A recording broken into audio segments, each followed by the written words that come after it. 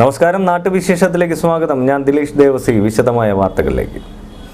SNDP യോഗം തിരുവമ്പാടി യൂണിയന്റെ രജത ജൂബിലി ആഘോഷത്തിന്റെ ഭാഗമായി താമരശ്ശേരിയിൽ വിദ്യാഭ്യാസ സമ്മേളനവും സ്കോളർഷിപ്പ് വിതരണവും സംഘടിപ്പിച്ചു. സമ്മേളനം യോഗം വൈസ് പ്രസിഡന്റ് തുഷാർ വെള്ളാപ്പള്ളി ഉദ്ഘാടനം ചെയ്തു. വിദ്യാഭ്യാസ മേഖലയിൽ മാറി വരുന്ന സർക്കാരുകൾ ഈഴവ സമുദായത്തെ അവഗണിക്കുകയാണെന്ന് SNDP യോഗം വൈസ് പ്രസിഡന്റ് തുഷാർ വെള്ളാപ്പള്ളി പറഞ്ഞു. താമരശ്ശേരിയിൽ SNDP യോഗം തിരുവമ്പാടി യൂണിയന്റെ രജത ജൂബിലി ആഘോഷത്തിന്റെ ഭാഗമായി സംഘടിപ്പിച്ച വിദ്യാഭ്യാസ സമ്മേളനവും സ്കോളർഷിപ്പ് വിതരണവും ഉദ്ഘാടനം ചെയ്ത് സംസാരിക്കുകയായിരുന്നു തുഷാർ വെള്ളാപ്പള്ളി.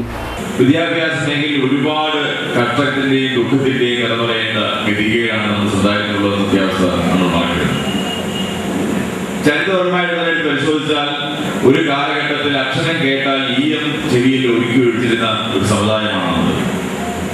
പക്ഷെ ഇന്ത്യക്ക് സ്വാതന്ത്ര്യം കിട്ടിയ ശേഷം കഴിഞ്ഞ 6 പതിറ്റാണ്ട് കാലത്തിനുള്ളിൽ തന്നെ വളരെ കുറച്ച് വർഷങ്ങൾ മാത്രമേ ആയിട്ടുള്ളൂ നമ്മുടെ ആളുകൾ വിദ്യാഭ്യാസ സ്ഥാപനങ്ങളിൽ പോകുവാനും വിദ്യാഭ്യസിക്കുവാനും തന്നെ തുടങ്ങി.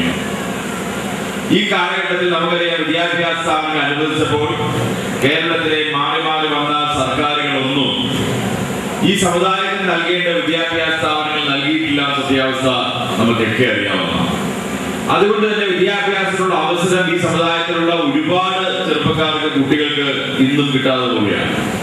വിദ്യാഭ്യാസ സ്ഥാപനങ്ങൾ അനുവദിച്ചു കൊടുക്കുന്നത് ഇവിടുത്തെ കമ്മ്യൂണിസ്റ്റ് പാർട്ടിക്കോ കോൺഗ്രസിനോ BJPക്കോ അല്ല. വിദ്യാഭ്യാസ സ്ഥാപനങ്ങൾ അനുവദിച്ചു കൊടുക്കുന്നത് ഇവിടുത്തെ സമുദായങ്ങൾക്കാണ്. NSSന് അല്ലെങ്കിൽ SNDP യോഗത്തിന്, അതല്ലെങ്കിൽ മുസ്ലിം സമുദായത്തിന്, ക്രിസ്ത്യൻ സമുദായങ്ങൾക്കാണ്. സമുദായങ്ങൾ ഉണ്ടാക്കുന്ന ട്രസ്റ്റുകൾക്കനുസരിച്ചാണ് വിദ്യാഭ്യാസ സ്ഥാപനങ്ങൾ എല്ലാം അനുവദിച്ചു കൊടുത്തിരിക്കുന്നത്.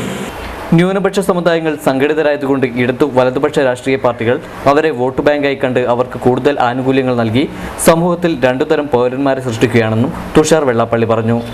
സാധാരണ ഇവിടുത്തെ മതന്യൂനപക്ഷത്തിലെ കുട്ടികൾക്ക് അവർ നമ്മുടെ കുട്ടികൾ ഇരിക്കുന്ന അതേ ഇരിക്കുന്ന ഈ സമുദായത്തിലെ കുട്ടികൾക്ക് അവർ സംഘടിതമായി നിൽക്കുന്നതുകൊണ്ടും അവർ വോട്ട് ബാങ്ക് ആയതുകൊണ്ടും അവർ വിചാരിച്ച ആളുകളെ തോൽപ്പിക്കുകയും ജയിപ്പിക്കുകയും ചെയ്യും എന്നുള്ള ഒരു ഭയം രാഷ്ട്രീയക്കാരുള്ളതുകൊണ്ട് തന്നെ ഇവിടുത്തെ പാലോളി കമ്മീഷൻ അടിസ്ഥാനത്തിൽ പോലും ഏതാണ്ട് ഈ LP സ്കൂൾ പഠിക്കുന്ന ഒരു കുട്ടിക്ക് 280 രൂപ, UP സ്കൂൾ പഠിക്കുന്ന കുട്ടിക്ക് 380 രൂപ, ഹൈസ്കൂൾ പഠിക്കുന്ന ഒരു കുട്ടിക്ക് 500 രൂപ, അതുപോലെ തന്നെ ഈ സമുദായത്തിൽപ്പെടുന്ന കുട്ടികൾ ഹോസ്റ്റലിൽ പഠിച്ചാൽ അവർക്ക് 10,000 രൂപ വരെ സ്കോളർഷിപ്പ് ആയിരുന്നു. പക്ഷെ അതേ സമയത്ത് നമ്മുടെ കുട്ടികൾ, നമ്മളെ സംബന്ധിച്ചോളം വിദ്യാഭ്യാസപരമായി ഈ 2 സമുദായത്തിന് എത്രയോ വർഷങ്ങൾക്ക് മുമ്പ്, എത്രയോ നൂറ്റാണ്ടുകൾക്ക് മുമ്പ് വിദ്യാഭ്യാസം ചെയ്യാൻ അവസരം കിട്ടിയിട്ടുള്ളതാണ്.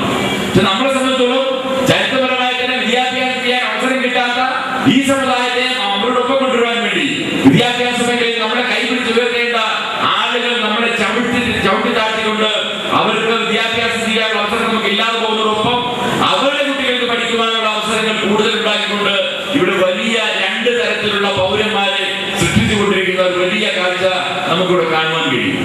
ഇന്ന് കേരളത്തിലെ ഏറ്റവും വലിയ സംഘടനയായി SNDP വളർന്നതായും ഉദ്ഘാടന പ്രസംഗത്തിൽ അദ്ദേഹം പറഞ്ഞു. യൂണിയൻ പ്രസിഡന്റ് KN ചന്ദ്രൻ ചടങ്ങിൽ അധ്യക്ഷത വഹിച്ചു. ദേവസ്വം സെക്രട്ടറി അരയാക്കണ്ടി സന്തോഷ് മുഖ്യപ്രഭാഷണം നടത്തി. യൂണിയൻ പരിധിയിൽ ബിരുദ കോഴ്സുകൾക്ക് പഠിക്കുന്ന 102 വിദ്യാർത്ഥികൾക്ക് 5,000 രൂപ വീതമുള്ള സ്കോളർഷിപ്പ് ചടങ്ങിൽ വെച്ച് വിതരണം ചെയ്തു.